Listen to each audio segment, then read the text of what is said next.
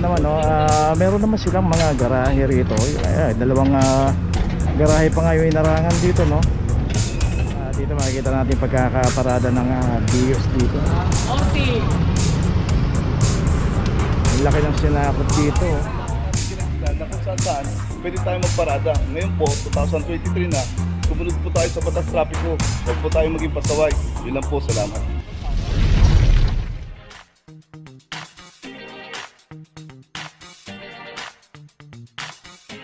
Papajo TV!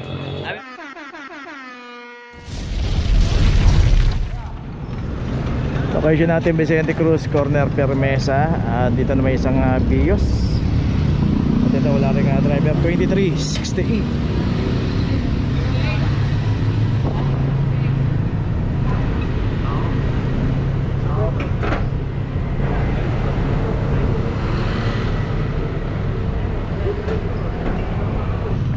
Okay, tsaka meron pa pala rito.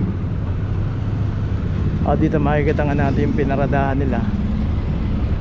Ayan, may signage, clamping, no parking, clamping zone. Dito rin yung isang Hyundai Reyna. Ito meron na rin clamp number 2349. So yun nga dito, yung pinaradahan din ito, merong tapat na, sa tapat niya merong garahe. Pero doon nga tayo nagtataka, yung garahe ayaw nilang gamitin. At yung sasakyan dito pinaparada. So alam naman nila na merong clamping dito. At isa pa, pagka nadaanan po ng towing yan, sigurado po hindi makakalusot yan. Kaya pagka meron tayong garahe, advantage na po yung gamitin po natin yung garahe natin, ipasok po natin yung ating mga sasakyan.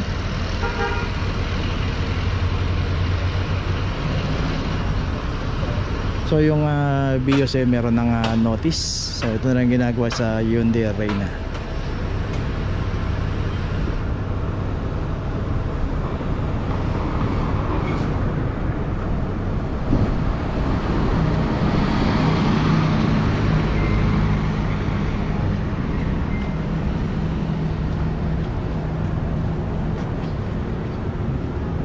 Okay yun, at meron na rin notice. Okay, tuloy na po tayo. Vicente Cruz, corner Dapitan. Dito naman yung isang Toyota Fortuner.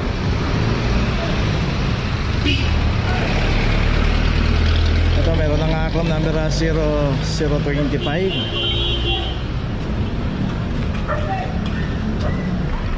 Okay, dito rin kasi sa kahabaan ng Vicente Cruz Mabuhay Lane. Dito yung Fortuner, ayun, nakabangketa yung pagkakaparada at meron ng clamp, may notice na, tuloy na po tayo. So yung isang sasakyan dito merong driver, tuloy na po tayo. Location natin Dapitan Street, corner Lacson Avenue. Dito yung isang Toyota Vios. Dito nga hinarangan naman yung bangketa rito. 2368.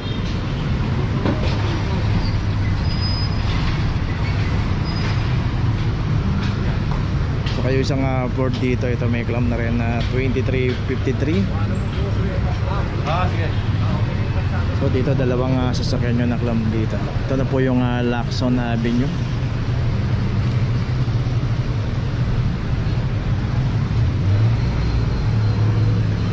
So dito kasi yung daanan ng tao rito ang concern. Dapat wag po natin naharangan. So itong Vios meron ng notice.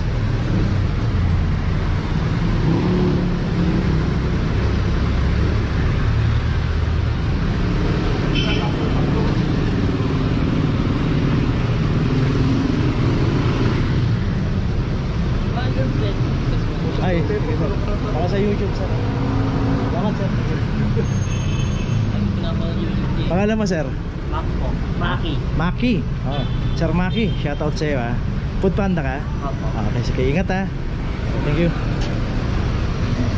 Okay, ito may notice na yung dalawang sasakyan dito. Okay, tuloy na po tayo. Location natin Vicente Cruz, corner Maria Clara. Dito may isang Isuzu Elf, trap side. At dito nakaparada sa kahaba ng Vicente Cruz Mabuhay Lane.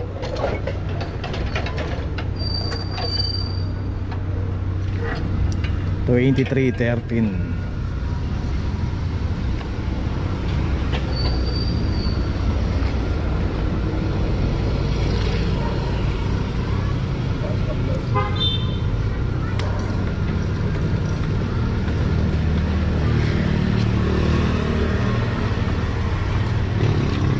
Okay, may notice na, tuloy na po tayo. Okay, dito pa rin tayo sa Vicente Cruz, corner Permesa. Ayun, sabi ni nanay kumakain daw yung may-ari, pero dito po nakaparada sa kaban ng Vicente Cruz Mabuhay Lane. At ito yung jeep, may clamp na 005 bayahing tayo Manlardi Sabal. Sa kayo isang tama raw din dito.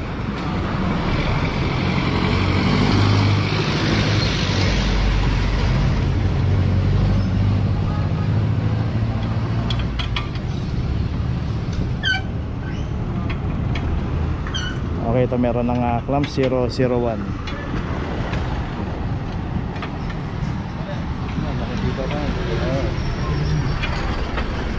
So dalawang jeep ay na-clamp dito.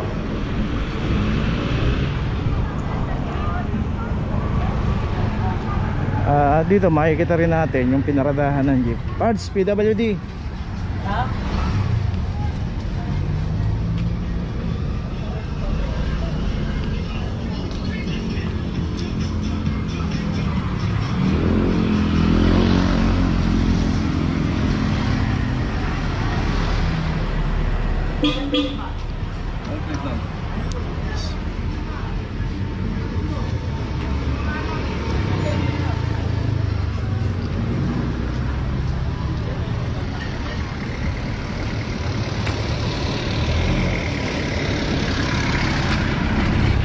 Okay, itong Tamaro meron na rin notice pareho, gaya ng jeep. Tuloy na po tayo.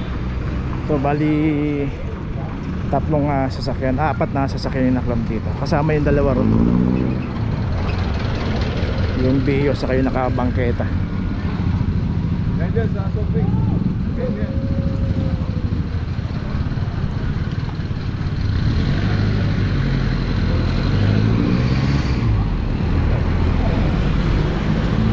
So yun, nakita natin, inayos pa nga yung signage dun para harap na harap sa kanila. So yung dalawang sasakyan pa rito. Okay, tuloy na po. Okay, dito pa rin tayo sa Vicente Cruz 27. So ito yung isang Avanza rito 23, 27.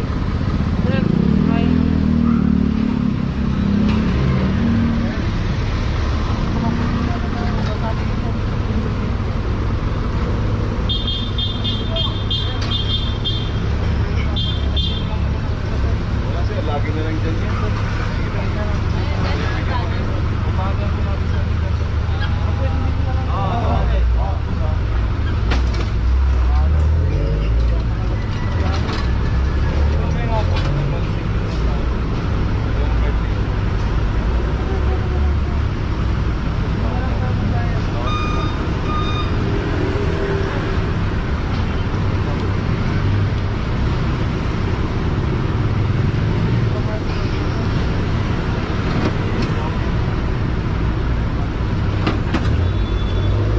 Okay, tuloy na po tayo.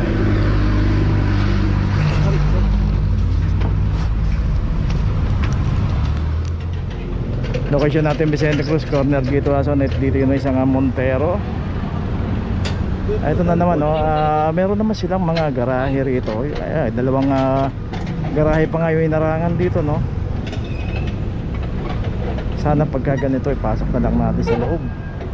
At kung hindi pa naman natin gagamitin, saka kung gagamitin na lang, saka na lang ilabas. Dito kasi nadaanan po ng clamping, naka-obstruct dito, walang driver. Okay, so pinalitan lang ng clamp. Mas malaking clamp ang ginamit kasi malaki yung gulong ng Montero. 2314. Flat na yung gulong ito. So bago i-clamp to, flat na yung gulong ito. Paano?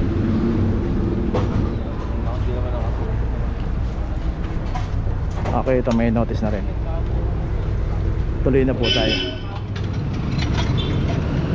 Vicente Cruz, corner Gituasyon. Yung katatawid lang natin doon sa isang naklamp na yun na Montero. At dito naman yung isang Bios 2372.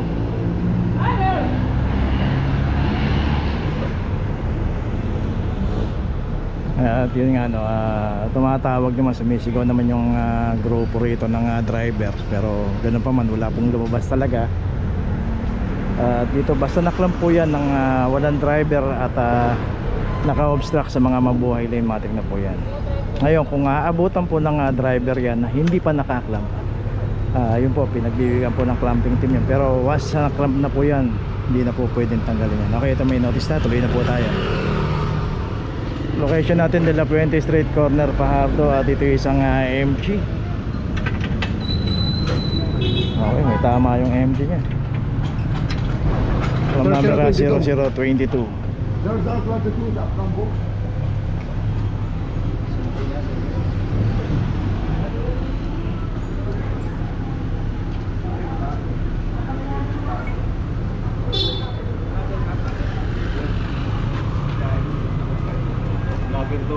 Hoy, sorry. Okay, itong MG meron ng notice. Tuloy na po tayo.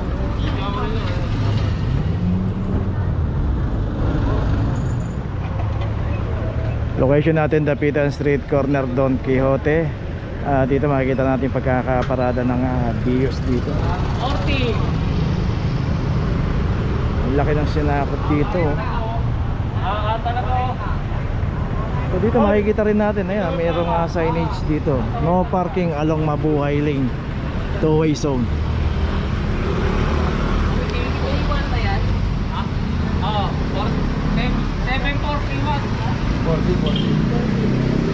Alam number 23-40. So dito dapat ang ginawa niya pagkakaparada rito, ganyan pahaba sana para sinagad niya rito at hindi naka-obstruct dito sa bangketa, hindi pa nakalabas dun sa kalsada. Kaya naklamp tong isang Bios. At dito rin walang naninikit dito. So dito makikita natin na merong siyang ticket. Ayan. Pero malamang yan sa ibang parking, pay parking niya nakuha yan at kala niya siguro pwedeng gamitin dito. So dito kasi alam naman ng clamping team kung saan yung mga pay parking area. Hindi po natin sila maloloko. Okay, tuloy na po tayo. Okay, nandito na ngayon tayo sa opisina ng clamping sa impounding dito sa Central. Dito na po nagtatapos ang ating vlog. Maraming salamat po sa mga subscriber, sa mga viewers, sa mga napadaan po sa ating channel. Maraming salamat po sa mga suporta nyo. Sa mga hindi pa po nakakapag-subscribe, subscribe na po tayo mga kabayan. Maraming salamat po. Mabuhay!